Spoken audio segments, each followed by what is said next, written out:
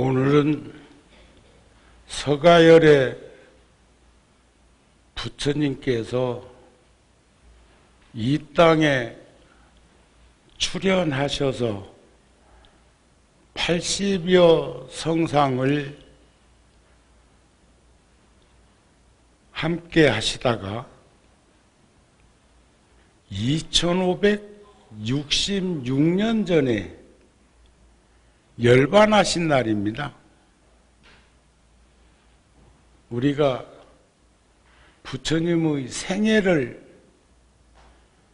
팔상록이나 연물문에서 보면 서가열의 팔상상도, 도솔 내의상, 비남 강생상, 사문 유관상, 유성 출가상, 설산 수도상, 수하 항마상, 노건 전법상, 쌍림 열반상으로 부처님의 삼세를, 과거, 현재, 미래를 그렇게 단을 잡아서 제자들이 표현합니다.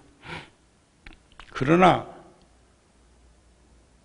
다급생에 무식업내로 수행자의 길을 걸으셨고 도솔천에서 호명보살로 계시다가 사바중생과 함께 하시기 위해서 이 땅에 출현하신 건 2646년 전이 되겠지요. 그러나 우리가 몇 주기처럼 청정법신으로 구현된 원만 보신으로 드러난 1100억 화신으로 표현하는 부처님의 연호를 열반기일로 2566년 전이다 이렇게 말을 합니다. 그러나 또 1년 24절기를 사시절소로 말하는 것처럼 표현하자면 출생연도인 탄생과 출가연도인 2월 8일 성도하신 나벌 8일 그리고 열반하신 2월 보름까지 우리가 크게 보면 사제일로 탄생과 출가와 성도와 열반으로 말을 하게 됩니다. 그렇게 늘 우리는 생각하면서 사셨죠? 초발심 공덕품에 있는 개송 하나를 불자들한테 전해드리고 부처님의 생애를 다시 한번 조명하도록 하겠습니다. 지혜광명 여정이요 중생구조 유만월이며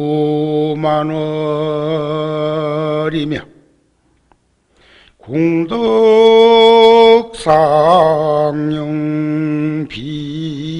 비거예로 무구부에 동허공이로다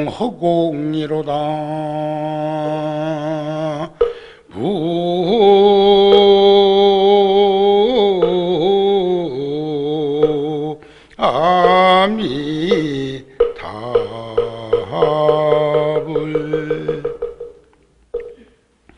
지혜의 밝은 광명 햇빛과 같고 모든 행을 갖추기가 보름달 같고 공덕은 바다처럼 항상 가득해 때가 없고 걸림없어 허공과 같다네. 이게 덕의 원만함을 나타나는 개송입니다. 제가 청년 때부터 참 좋아하는 개송이 또 하나 있습니다. 진묵겁전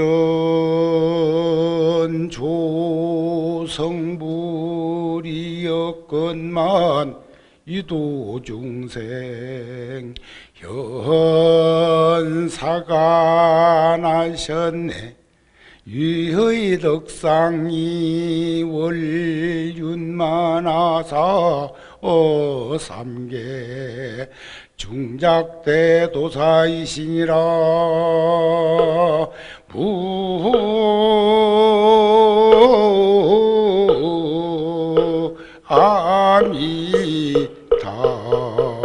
아미타불.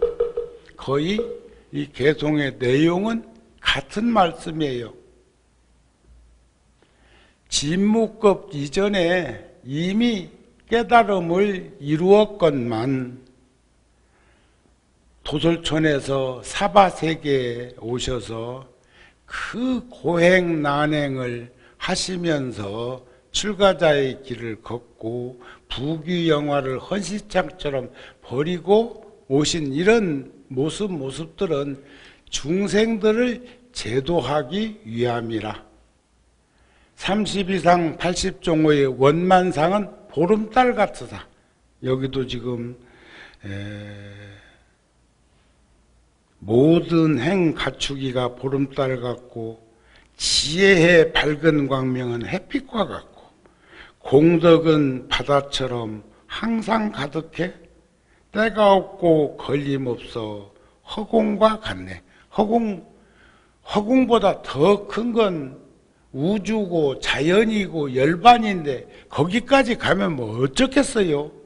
그러니까 원효 스님도 그 대승에 대한 걸 기실론 소에서 말씀하기를 있다고 할까 아니 한결같은 목숨이 텅 비어 있고 없다고 할까 아니 만물이 다 여기로부터 나오네. 그것은 광활한 것이다. 대허공과 같이 사가 없는 것이다. 그것은 평등한 것이다. 큰 바다와 같이 지극히 공평한 것이다. 그것을 일컬러 돌이 아닌 지극한 돌이라 하며 그것을 일컬러 긍정 아닌 대긍정이라 하는 것이다. 대승. 그것을 목격한 대장구가 아니고서야 누가 언서를 넘어선 대승을 논하고 사례가 끊긴 대승의 깊은 믿음을 일으키게 할 수 있으랴.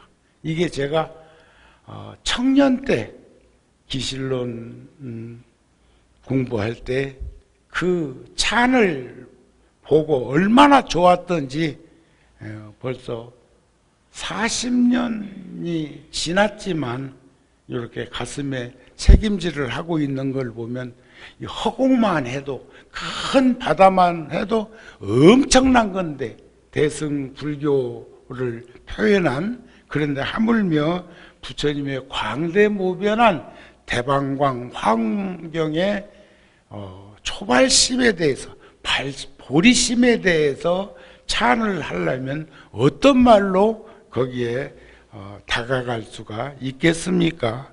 보리심이란 지혜의 마음이며 자비의 마음이며 불심이며 광대무변한 마음이다.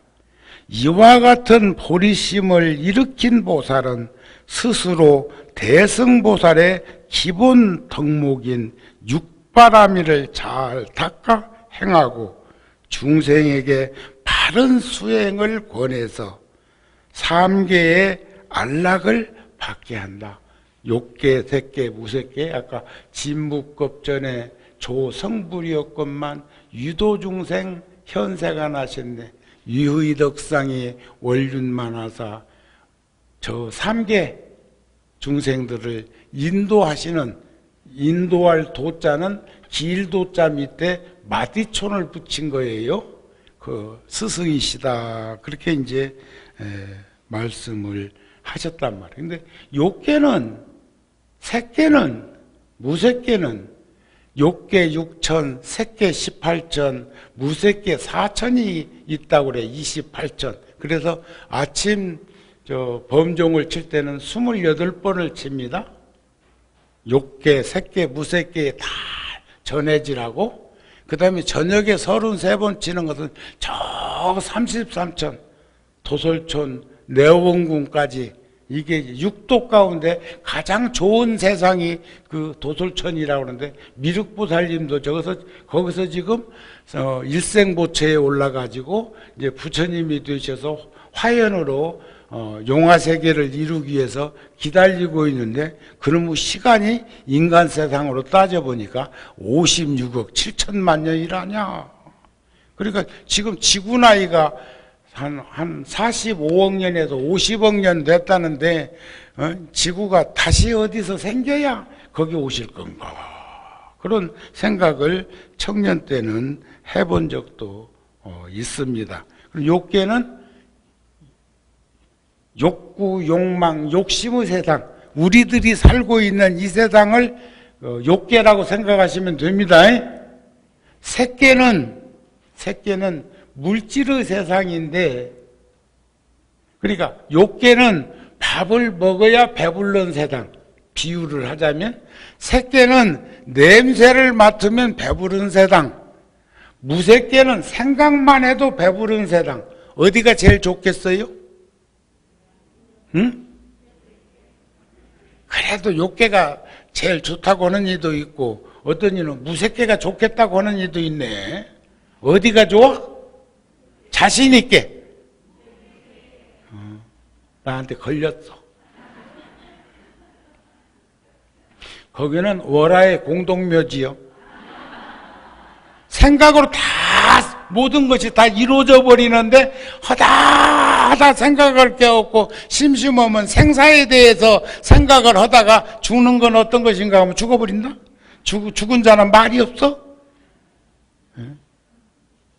그렇게 생각하면 욕계, 색계, 무색계, 삼계는 개고요. 천상천하의 유아독존이요. 삼계 개고하니 아당한지허리라 하는 부처님 오신 날 우리가 늘 말하는 게, 눈빈이 동산에서 태어나신 구담 고우타마 실사르타가 사방칠보하면서 47-28 사방칠보 하시면서 천상천하의 유아독존이요 삼계의 개고하니, 삼계가 다 고통과 괴로움이니 아당한지하리라, 내가 마땅히 편안하게 하리라 그랬다고 하잖아요. 그분이 누구요? 부처님이신데, 대승보살의 기본 덕목인 육바라밀을 잘 닦아 행하고 중생들에게 바른 수행을 권해서 삼계에서 안락을 받게 한다. 욕계, 색계, 무색계가 염념 보리심이면 처처가 안락국이요, 염념 삼독심이면 처처가 사막도라고 그러잖아요. 사막도가 따로 있는 게 아니고 안락도가 따로 있는 게 아니고, 보리심, 지금 여기서 말하는 발보리심, 보리심은 지혜의 마음, 자비의 마음, 보리심은 불심이다 이게요. 광대무변한 마음이고, 보리심을 일으킨 보살은 걸림이 없고 진실한 부처님의 지혜에 머문다. 보살이 미묘한 업과 능력을 다 여러 펼쳐서 대시오입 열어서 보여서 깨달음으로 들어오게 하는 한량없는 중생들에게 중생의 업과 미욕, 무지, 무명, 미욕을 다 끊고 열반의 저 언덕에 오르게, 피아노 세계에 가도록 가자 어서 가자, 열반 언덕 어서 가자 하시는 그런 말씀처럼 지혜의 밝은 광명 햇빛과 같고,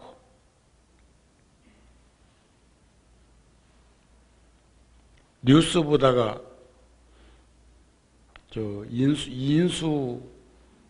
다음 정권을 인수하는 인수팀들이 저 구름 위에 붕붕 떠댕기면 안 된다고 또 누가 지적하는 이가 있대.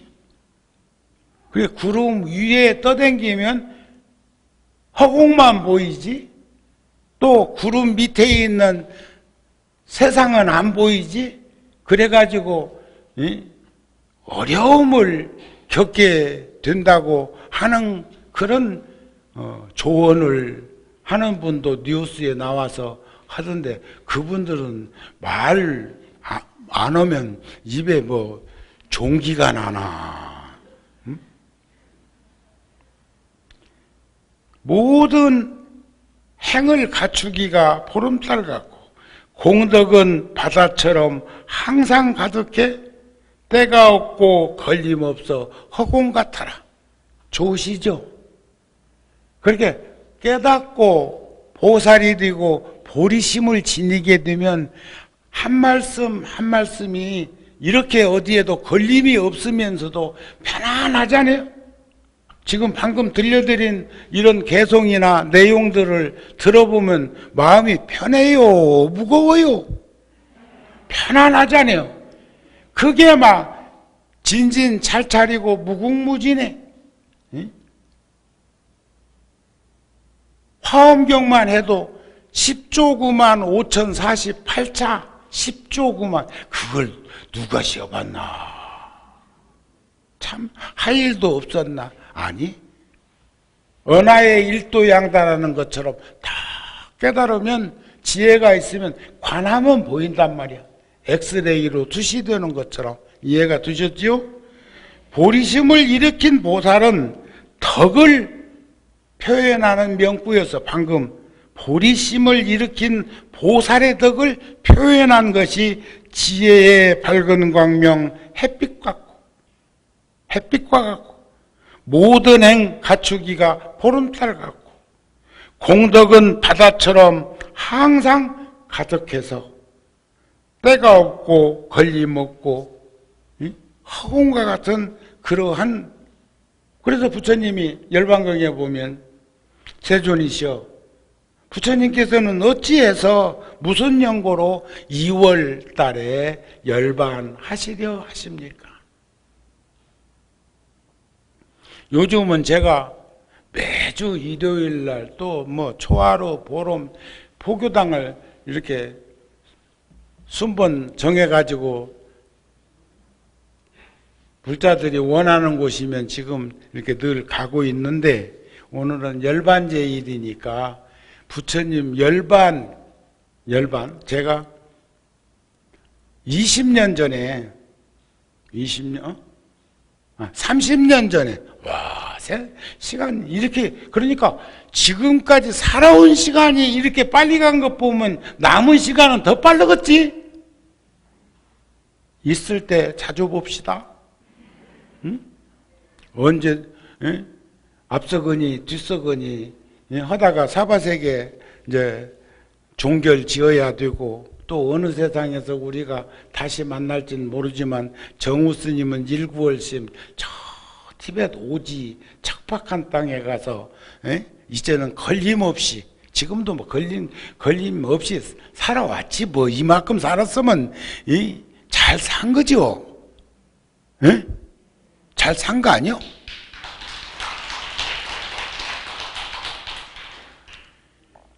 왜 2월 달에 열반하시고 2월 보름날 열반하시려 하십니까? 그러니까 또 달에 비유를 해. 그러면서 아무리 달 밝은 수영청 달 밝은 밤에도 달이 만개를 했어도 연꽃은 밤에 피지 않고, 아무리 날씨가 흐려도 우중충 끔끔한 어둠처럼 보여도 연꽃은 환한 대낮에 피고, 수련만 하더라도요, 아침 낮에 살짝 피었다가 날씨가 햇빛이 좀 나고 해가 기울어지는 그 정오만 되면은 그러면 아물어버려. 그러니까 연꽃과 수련과인지는 모르겠지만 내가 저 통도사 있을 적에 같이 키워보니까 연꽃은 달로. 그러니까 부처님이 이제 하신 말씀이, 제가 30년 전에, 꼭 30년 전에 부다가야, 그러니까 제가 80년대 초에 단수 여건으로 혼자서 그 어른들이 걱정하시는데도 불구하고 해초 스님은 비행기도 안 타고 갔는데 정호 스님은 비행기 타고 갔잖니. 오는 비행기 표도 있었잖니. 돈도 한 3,000불 갖고 갔잖니. 그러니까 아주 막 허리에다 심 탁 주고 가서 순례를 이제 하면서 부처님의 성지를 가면서 각국의 절이 성지마다 다 있는데 어찌해서 우리나라도 이만큼 살면 이보다 더 못 사는 나라도 성지에 절이 있는데 이럴고 싶어가지고 제가 매년 불자들하고 그때는 이제 제가 혼자 아직 주지도 아니고 80년대쯤 제가 여기 주지는 85년도에 왔잖아요. 30대 초에 왔단 말이야. 지금은 70대 초라네.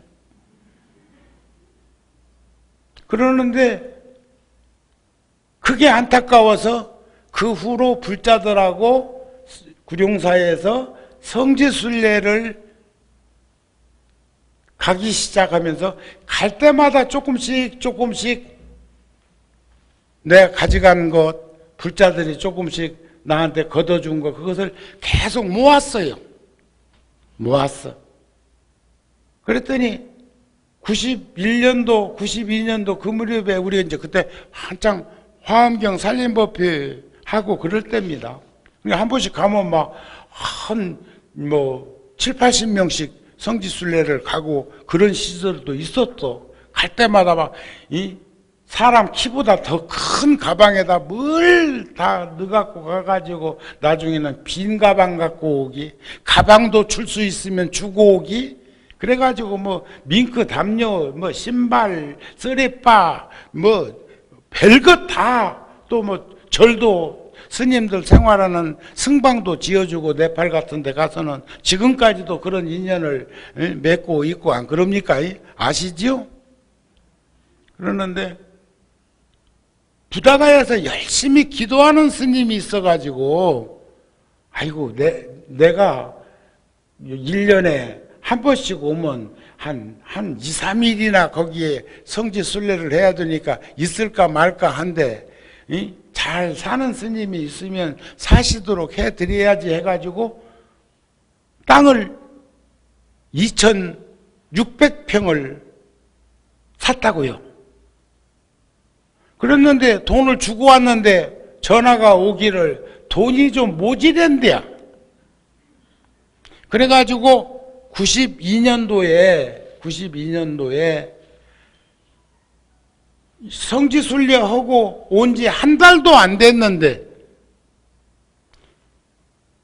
김상길 여행사 사장하고 그때는 5,000불 갖고 나갈 때예요. 그때 벌써 3,000불이 5,000불 돼서 둘이 5,000불씩 하고 그 다음에 정월달에 성지순례 성도제일 때 성지순례 하고 조금 남은 것 몇백 불 여분으로 가지고 그때 3월 8일 날 국회의원 선거인지 뭘 하고 갔어요. 저녁 비행기 타고 갔어. 그래가지고 가지고 간 돈 그 스님한테 드리고 내가 또 우수리로 몇백 불 가지고 간 건 거기에 해제하고 와서 있는 스님들 100불, 200불씩 인연 따라서 드리고 손바닥 탈탈 털고 바로 또 한국으로 돌아왔는데 그때가 요때요. 이번에는 입춘이 21일 날 지장제일 다음 날이 춘분이 지장제일 다음 날입니다. 그것도 안 보고 사요? 다 우리 절에는 도인들이 많어.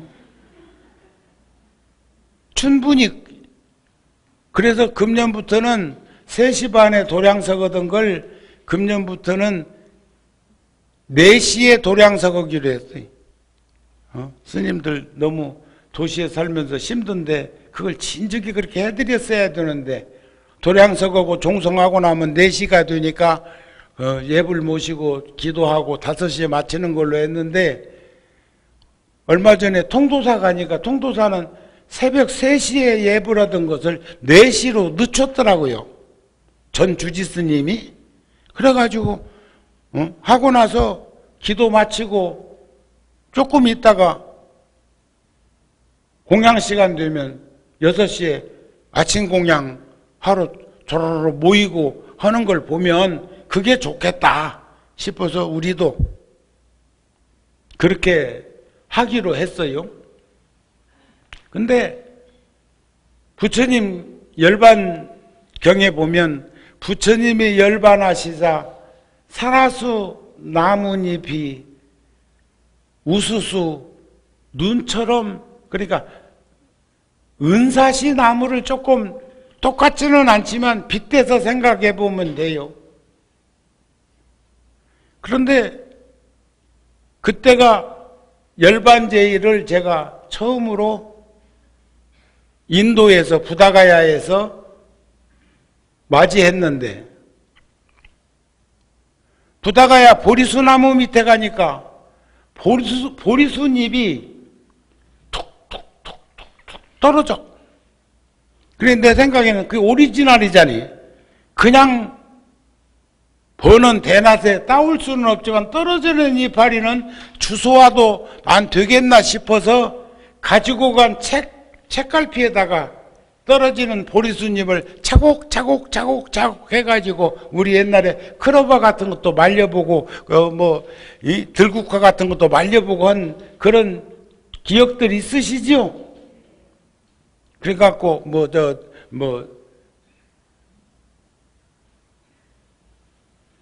방에 와가지고 책에다가 쭉 몇십 장 꼽은 것을 침대 위에다가 달바닥 쏟아서 쏟고 돌아서서 책상에다가 내가 들고 간 책을 놓고 돌아서서 그것을 차곡차곡 모아서 잘 갈무리 쳐가지고 그것은 꾹 눌러놓고 또 가서 책 가지고 가서 책갈피다가 차곡차곡 꼽아보려고 생각을 하고 돌아서 보니까 침대 위에 있던 보리수나무잎이 다 토로로 말렸어.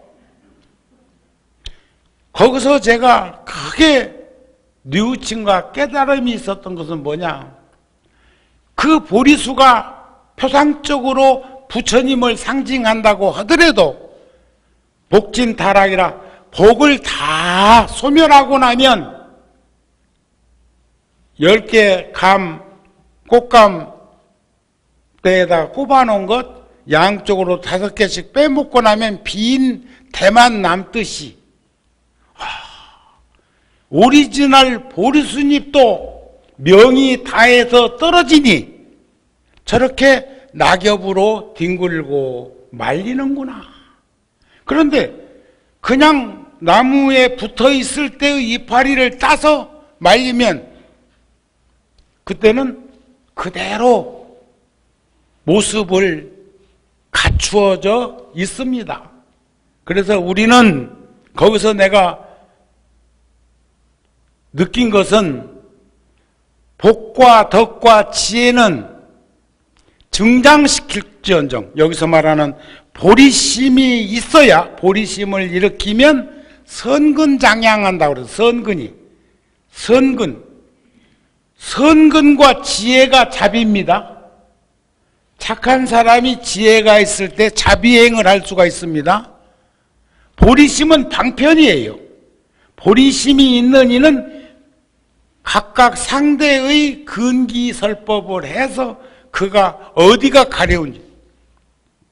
우리 어렸을 적에 등이 가려우면 어머니 손은 약손이야. 그리고 어찌 가려운 그 자리를 그렇게 알고 탁 손대서 긁어줄까? 요즘은 여러분들, 내가 그 전에 한번 뉴욕 원각사에 가서 자다가 등이 가려운데 내 방에는 효자손이 있거든요. 참, 다음번에 통도사에 있는 성지 보고 효자손 하나 다시 사오라게 해야 되겠다. 구해오라게 해야겠다. 또 내 방에도 하나 갖다 놓으라게 해야 되겠다. 통도사도 내 방에 있었는데 방 수리할 때 싹 치웠는데 다시 안 돌아와. 예? 근데 우리는 언제부터인가 효자손이 필요한 나이가 되었지요. 처사가 잘 긁어주고 보살이 잘 긁어주고 그런갑네. 근데 그런 거 쑥스럽소 부끄럽소, 예? 그런데 대답을 못하네. 등 가려울 때 있지요. 대답이라도 해요. 우리 지금 동상이몽하자고 소리 하는 거 아니요. 현실적으로 보자 소리요. 그런 것처럼 세상은 그렇게 세상은 이어져 가는 그런 모습들을 보면서 느끼면서 살고 있습니다 하는 그런 말씀 아니겠어요? 예? 그런데 오리지널 보리수잎도 명이 다해서 떨어지니까 도로로 도로로 말리는 걸 보면서 그렇다 복도 짓고 덕도 쌓았고 지혜도 닦고 그렇게 해야 저 보리수잎 명이 다해서 떨어지니까 말리는 것처럼 그런 인생은 살지 않겠느냐. 그래서 저는 복 짓는 편입니다. 복을 까먹는 편이 아니고.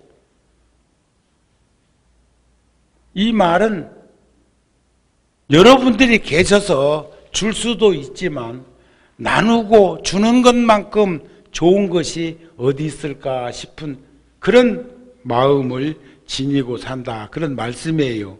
그런데 부처님이 열반하셨을 때 사라상수, 쌍수라는 것은 두 나무 사이에서 열반하셨는데 눈송이처럼 한방눈처럼 우수수 다 떨어졌습니다. 이런 말씀이에요.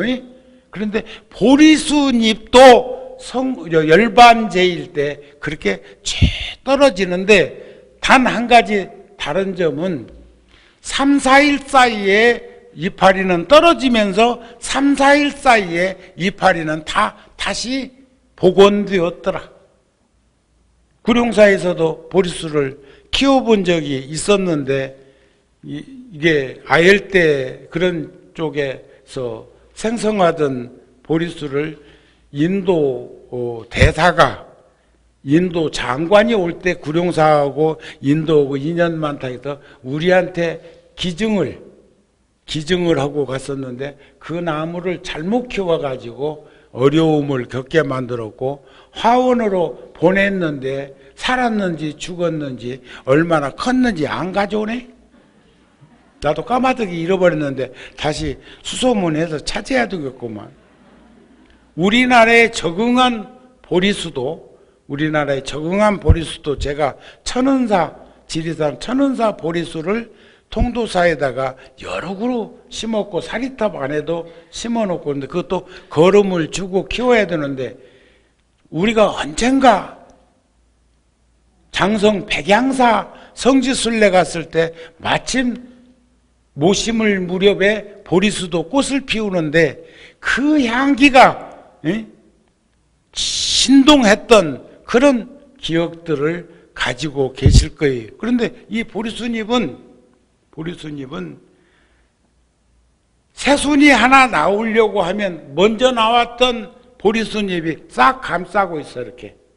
그래서 이놈이 이만큼 나오면 그때 입이 벌어져. 식물도 생각하니까. 또 보리수가 꽃을 피우고 열매를 맺었을 때는 보리수잎이 그 꽃을 감싸주고 보듬어주고 해서 열매를 맺게 하더라는 거예요. 그러니까 상당히 인도 사람들도 종교적이지 않더라도 신성시했던 나무가 보리수나무, 우리나라 선왕당의 느티나무, 괴목나무라고 하는 것처럼 그렇게 섬겼던 것처럼 인도는 지금도 그렇습니다 하는 말씀을 드리는데, 부처님이 그 광활한 천지를 우리나라 수십 배 되는 인도를 걸어서 부처님은 길에서 나셨어요. 눈빈이 동산도 외갓집 산후조리 하려고 외갓집으로 어머니가 가다가 외갓집 다 못 가고 동산에서 태어났잖아요. 그 다음에 유성 출가상 하기 전에 사문유관상 할 때 그래도 길로 당기면서 생로병사를 보았잖아요. 출가자의 참 모습도 목격했잖아요. 그리고 출가를 해가지고 6년 동안 고행자들과 더불어 함께 다니면서 길로 다니면서 스승을 찾고 선지식을 찾았잖아요. 또 니른선화 강가에서 소치는 여자아이로부터 유미주고 한 그릇 얻어 잡수시고 보리수나무 밑에서 길상초 부드러운 풀 한 줌 얻어서 그 돌 위에다가 깔고 앉아서 다시는 일어나지 않겠다고 하는 결연한 의지로 그랬을 적에 주간그릇 얻어 잡수시는 그 모습을 보고 교진녀 등 5명이 함께 다녔던 그들은 타락했다고 하고 우린 다시 상대하지 말자고 하고 떠나버렸는데, 깨달음을 이루시고 화엄경을 설하시고 그리고 난 다음에 21일 동안 걸어서 간지스강을 건너고 사르나트 녹야온 사슴동산에서 그들이 있는 것을 아시고 찾아가서 사제 8정도 법을 설한 게 최초의 제자가 되는, 교단이 형성되는 그런 모습이었다. 그리고 부처님이 45년 동안 전법 활동을 하시다가 구시나가라에서 열반을 하셨고, 제일 오래 사신 곳은 기원정사야. 기원정사, 금강경 설법지 기원정사에서 21년이나 계셨거든요. 정우 스님은 어디서 제일 오래 살았어? 아니, 통도사. 구룡사에서 살아도 통도사를 잊은 적이 없어요. 떠난 적이 없고. 제가 82년도부터 통도사에 노스님이 정해준 방을, 지금도 그 방을 쓰고 있잖아요. 방. 저는 통도사 가면 제 방이 있습니다. 통도사에서 애쓴다고 그렇게 배려를 하고 관심을 표명하고 하는 그 모습 자체가 살만 나는 거 아닌가요? 응? 다른 스님들은 방 없어요. 그러나 정우 스님도 산내 영축산에 암자를 세울 수도 있었고 지을 수도 있었고 그 많은 절을 세우면서 그거 못할 이유가 어디 있었겠어? 그런데 저는 작은 방이지만 그 방에서 마지막 생을 마감하고 다음 생으로 이어가려고 하는 마음 때문에 큰 절에 머무르고 있다, 그런 말이에요. 그러나 사실은 구룡사에서 제일 오래 살았죠. 37년이요. 37년. 내가 한국 나이로 34살 먹던 해에 왔다고요. 지금 몇 살?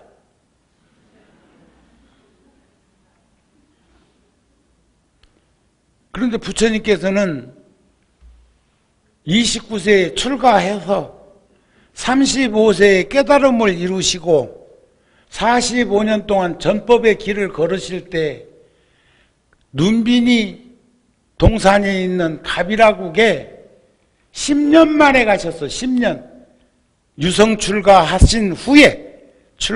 후에 고향을 10년 만에 갔어. 다른 사람들 같으면 금이 환향했을 건데 부처님은 6년 동안 함께 했던 인연 있는 이들한테 법을 전법하는 과정 속에서 깨달음을 이루시고도, 그러니까 불혹의 나이 한 40쯤 되었을 때 고향을 방문했고, 그리고 법화경을 영축산에서 8년 동안 설하신 후에 그때부터 길손이 돼서 떠나 가고 눈비니 동산이 불과 한 100km? 100km도 안 남은 그곳에서 구시나가라에서 가비라국을 향해 누우셔서 열반에 드셨다. 저는 지금도 제 방에 조그마한 목탁이 있습니다만, 지금도 시달림 갈 때는 그 목탁을 가지고 가고, 인도 성지순례 이렇게 댕길 적에는 작은 목탁을 가지고 다니면서 가는 성지마다 기도를 하고 한없이 눈물을 흘리는 곳도 있고, 뛸 듯이 기뻐서 파한대소 했던 곳도 있고, 그 중에서도 구시나가라에서 부처님이 가비라국을 향해 누우셔서 열반하신 그 모습을 보면서, 더군다나 사진을 찍으려고 하니까 거기 관리자가 나보고 부처님 깰까? 그 고생하시다 가셨는데 깰까 걱정이 된다고 사진 못 찍게 하더라고.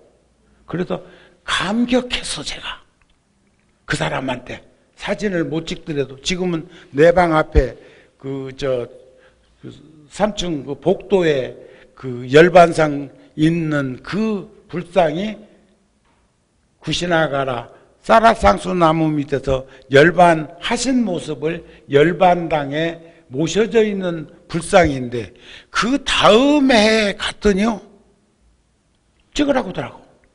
그 사람은 아닐지 모르겠지만 처음에 갔을 때는 감격했다니까. 사진 못 찍게 해도 돈 몇 푼 주면 찍으라고 할까 싶었는데, 그것도 노땡큐 하면서 부처님이 깰까 걱정된다고 하는데, 너무 얼마나 벅찬 감격이 와요. 사진을 못 찍었어도. 근데 그 다음에 가가지고는 더 도리어 카메라 메고 있으니까 사진 찍으라고 나중에는 손 벌리더만. 저 영축산도 마찬가지요. 총 하나 탁 걸쳐 메고, 거기는 이제 굉장히 그 험한 곳이잖아요. 자식이 아비를 죽인 곳이기도 하잖아요. 빈비사라 왕, 아쇼카 왕이. 아시죠? 그러는데 부처님이 왜 가비라국을 향해서 누우셔서 열반하셨을까 하는 것을 제 나름대로 분석하면서 얼마나 벅찬 하염없는 눈물이 나왔겠어요. 출가하지 않았다면 부귀영화도 누릴 수도 있고, 전륜 성왕이 된다고 아사타 선인이 말을 했는데,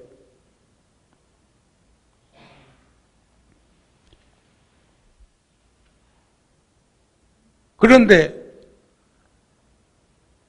부처님이 출가해가지고 그 고생을 하기도 했고, 또 성인 중에 성인이 되시기도 했고, 법왕 중에 법왕이 되시기도 했지만, 부처님 생전에 가비라국이 코살라국이라고 하는 이웃 국가에 합병됐다고요. 요즘 러시아가 우크라이나 지금 저 하는 것이 옛날 소비에트 연방 정부 때 생각하고 사회주의 국가 맹주국을 자청하는 것 같은데, 저래 갖고 되겠습니까?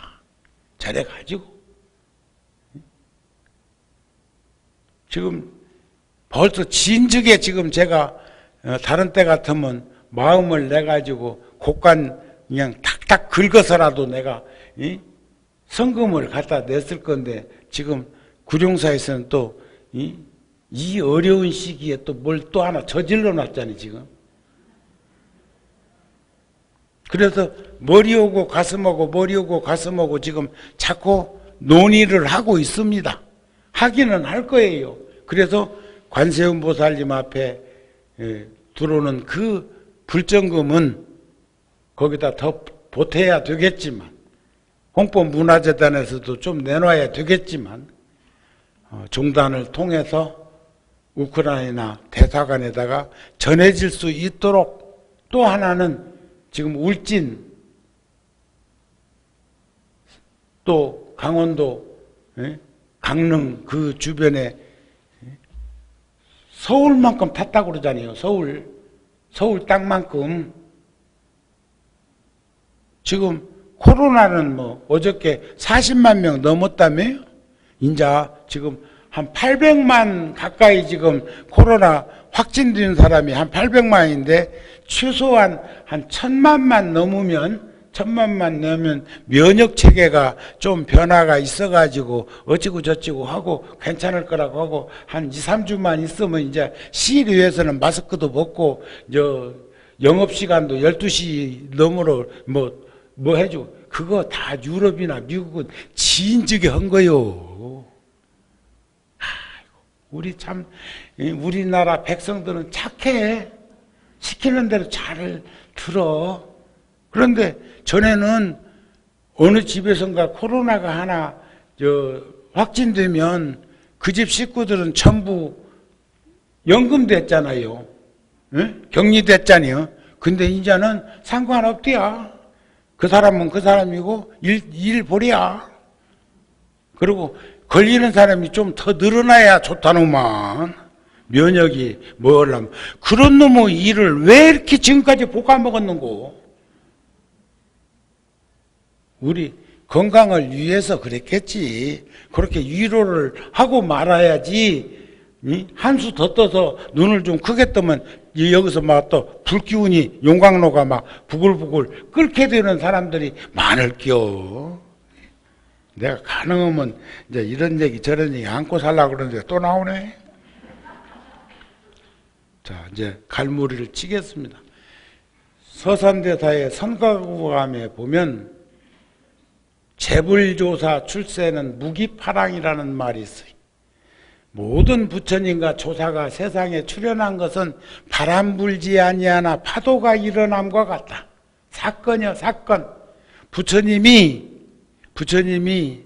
백인도 아니고 흑인도 아니고 우리 황인종도 아닌 황금인종으로 태어난, 지금도 지구상에는 저 미얀마 쪽에 가도 그 더운 지방에 사는데도 혈색이 백인도 아니고 흑인도 아닌, 그렇다고 해서 우리하고 혈색이 같은 그런 게 아닌 사람들도 도로도로 있습니다. 미얀마 쪽에 가면. 그분들이 가비라국이 망할 때 거기까지 피난 온 사람도 있다는 거예요. 하기야 몽골리아는 뭐 옛날 빙하 시대에 알라스카 넘어가 가지고 저 남미까지도 간 분들이 있잖아요. 참 그때 걸어다니는데도 그렇게 한 걸 보면 참 뭔가 찾아다니는 그 힘이 굉장했던 것이 아니었을까 싶습니다. 부처님이 황금인종으로 태어났는데 황금인종이 전멸당했잖아요. 그때도 옛날에 신라가 백제를 멸망시킬 적에도 얼마나 많은 걸 파괴하고 자기들이 창건주라고 신라 무순왕 때 창건했다고 하면 백제가 한 150년에서 200년 먼저 불교가 왔는데 백제 불교는 간 곳이 없어져 버리는 것도 똑같아. 힘 있는 자의 횡포가 역사라면 그것은 잘못된 거죠. 이해가 되시죠? 그러니까 부처님이 구시나가라에서 갑이라고를 향해 누워 계신 모습은 출가하지 않았더라면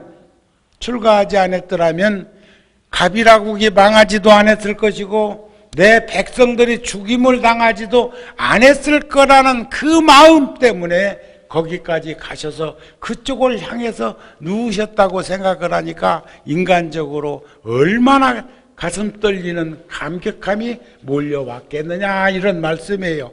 아셨습니까? 그런 거 보면은 기독교도 예수님 때문에 유대인들이 2차 대전 때 독일 게르만, 거기도 사춘지간입니다.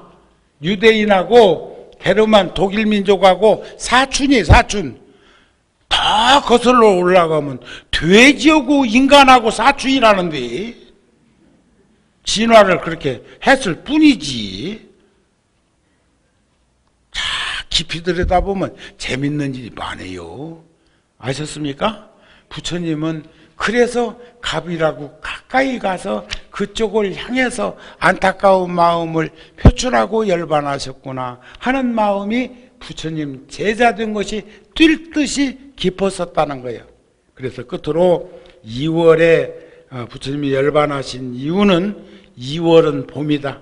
봄에는 만물이 소생하고 꽃이 피고 열매 맺고 히말라야 산에 강물이 많아지고 온갖 동물들이 새끼를 낳고 있는 때이므로 중생들이 흔히 그때를 보면은 춘삼을 봄에 항상하다는 생각을 내는 것이 안타까워서 그러한 항상하다는 생각들을 여의게 하기 위해서 일깨우기 위해서 재행은 무상하고 제법은 무아이고 일체가 개고인 것을 알려주기 위해서 그 좋은 계절에 나는 열반에 든다 이렇게 말씀을 하셨다는 거예요. 아셨죠? 아셨죠? 오늘 열반 제1 이제 법문은 마치기로 하고 제가 한 10년 15년 전부터 저 전법묘관을 지어서 다목적 그 홀도 만들고 전시도 하고 뭐 등등등등 또 선빵도 원래 저 인등실이 선빵하기 위해서 제가 온돌빵을 저기는 마루가 아니고 온돌빵입니다. 보이라가 들어와요. 그랬는데 거기서 지금도 가끔 이렇게 명상하고 있는 분들도 있지만 저 전법묘관에다가 3층에다가 선빵을 하려고 그럽니다. 그래서 층수는 지하 1층, 지상 6층이고 지하 1층, 지상 1층은 합해서 240평인데 주차장입니다.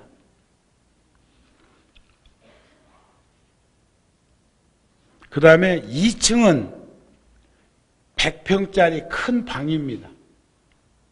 3층은 일조권 때문에 80평짜리 큰 방입니다. 4층, 5층은 110평인데 중층으로 해서 방 12개를 잘 해서 불자들이 와서 정진할 때는 그 방을 이렇게 뭐 낮에 와서 하는 사람들한테 방 준다는 얘기는 아니요. 이제 그런 프로그램도 소임자들이 아마 짜지 않겠나. 또 외국에서 스님들이 오신다든지 통도사에서 스님들이 오시면 사용할 수 있도록 하는 방을 12개를 드립니다. 그 다음에 6층은 32평인데 그런데 그곳에다가 본래 제가 서재를 넣으려고 했었는데 통도사에서 9대 종정이 월안호 스님이신데 15대 종정이 지금 통도사 방장 스님이 되셨어요. 그러면 29일 날 또 스님이 오시면 지금 저번에 오셔서도 구룡사서 쉬고 가셨는데 구룡사에서 쉴지 열애사 방이 더 나으니까 거기도 한번 참배도 할 겸 스님 열애사 가실래요 하고 모시고 갈지는 아직 결정은 안 됐지만 스님이 서울에 1년에 뭐 몇 번 오시는 건 아니지만 오셨을 때 쓸 수 있도록 6층에다는 종정실을 해드리려고 합니다. 인천 송도 국제 신도시 옆에 25년 전에 아파트 단지에 320평, 그러면 구룡사 한 층입니다. 320평 크기의 삼각 건물을 분양받아서 포교당을 하고 있는데 저 종 만드는 범종사 김철호 거사가 본래 60년대 스님이었습니다. 형제가. 그런데 그분들은 굉장히 앞서가는 분이었어. 형은 군법사 1기로 갔다가 전역하고 지금도 홍법원이라는 출판사를 하고 있습니다. 지금도 교정교회를 그 침침한 눈을 가지고 지금도 책상머리에 앉아서 끊임없이 일하고 있는 80 넘은 노인이, 그 다음에 동생이 범종사 설립하신 분인데 지금은 함께 일하던 이들한테 회사를 다 넘겨주고 인생을 정리하는 중에 그 국제 신도시가 환히 이렇게 바라다 보이는 임야, 야산이 있는데 거기에 510평짜리 땅을 그 지역에 있는 사찰에 드려야 되겠다 하고 몇 군데 사찰을 갔는데 보명사 절까지도 왔었다는 거예요. 와서 보니까 불자들도 많네. 법힌날 갔든지 주지 스님 배우니까 불자들이 차도가 좋아, 친절해. 이 얘기하다 보니까 내 얘기가 나와. 정우 스님이 세운 절이라고. 그러니까 바로 연락 왔어요. 저거는 인연이 깊은 분이니까. 스님, 내가 그 스님 절 옆에 땅이 있는데 그것을 드리고 싶은데 한번 현장에 가서 괜찮은지 한번 봅시다 해서 같이 갔어요. 좋아. 딱 이렇게 보면 구룡산에서 보면 이렇게 인천공항 가는 고속도로도 나 있고 고속도로도 내려와서 송도 신도시 가고 우회전하면 그러니까 옛날로 말하면 송도 해수욕장 가면 그 주변에 마을에서 민박도 하고 음식도 팔고 하던 마을이 있죠. 그 마을이요. 그 마을에. 그런데 듣지 말아야 될 말을 들었어. 아이고, 이럴 줄 알았으면 저 옆에 땅도 우리 땅이었는데 팔지 말고 스님 이번에 드렸으면 좋았을 걸 잃어버렸네. 그게 570평이에요. 그런데 그 얘기를 안 들었으면 510평만 보고도 마음이 정해졌을 건데 그 땅도 자기 땅이었다는 말을 듣고 나서 같이 놓고 보니까 참 좋네. 합해보니까 1080평이네. 그래가지고 주인을 찾아 22년 전에 주인한테 사람을 넣어가지고 해가지고 그 땅을 구했어.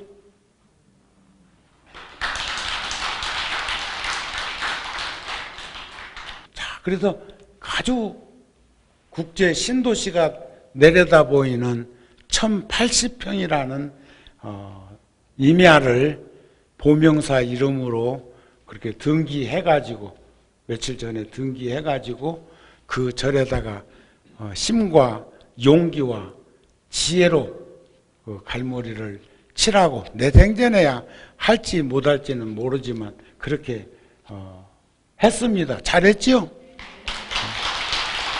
오늘 한 10분 길어졌네요.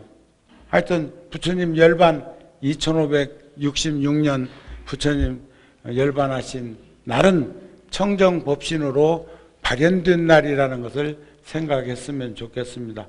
늘 건강들 하시고요. 그 다음에 30일 날 오후 2시에 동도다 방장 스님이 종정으로 추대하는 날인데 구룡사 불자들이 우리 대중들도 다 갈 것입니다만 조계사에 구룡사 우리 성지순례 갈 때 붙이는 거 미리 하나씩 탈락해서 그거 갖고 있다가 붙이고들 오세요. 아니면 봉사자들이 가지고 가서 달아주든지 그렇게 했으면 합니다. 성불하세요.